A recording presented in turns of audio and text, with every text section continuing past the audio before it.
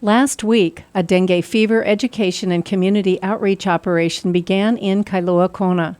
Government and community partners went door to door to talk to residents, visitors, and businesses in the area that was recently designated a high-risk zone for contracting dengue fever from infected mosquitoes. The outbreak that began in September 2015 has taken a toll of business, according to William Pink, an outspoken bed and breakfast operator in Holualoa. I've been extremely critical on our little dengue awareness website. I've been fairly vocal. I've been often crude in pointing out to these people.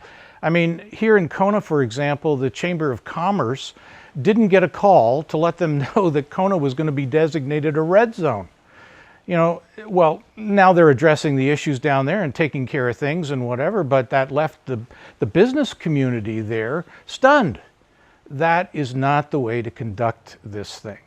Well, we run a hospitality business. We are in a way, a mini hotel, although on a very small scale. We rent 2 bedrooms as a bed and breakfast, licensed bed and breakfast here on the Big Island. We had 2 cancellations during the course of the month. It's not, major in that sense, but my guests usually book on average 4 nights a month.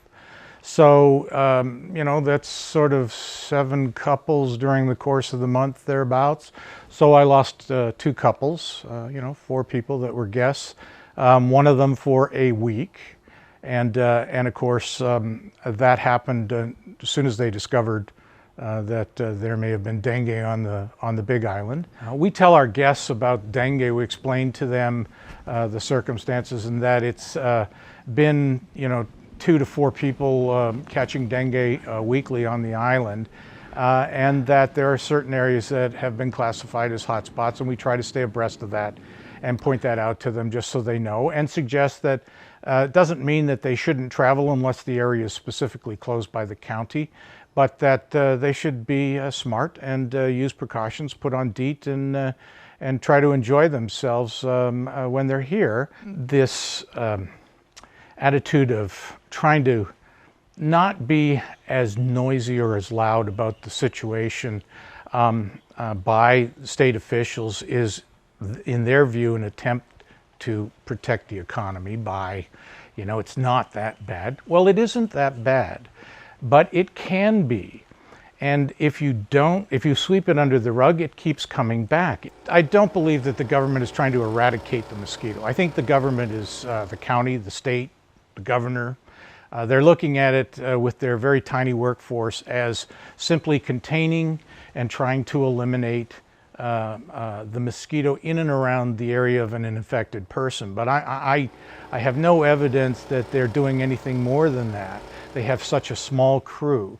But what we'd like to really see them do is consider that Hawaii is 3,000 miles from anybody, and that there's a good possibility of being able to eliminate and eradicate the mosquito completely from this island and all other islands in the chain, and make this literally paradise. It shouldn't be seen as a petri dish for disease elsewhere, on the chain, nor should this island. So we'd like to see them go at it, with a vengeance and clear the mosquitoes completely.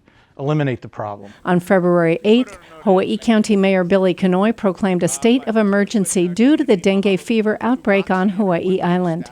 On February 12th, Governor David Ige followed up with a statewide declaration to prevent the spread of mosquito-borne disease.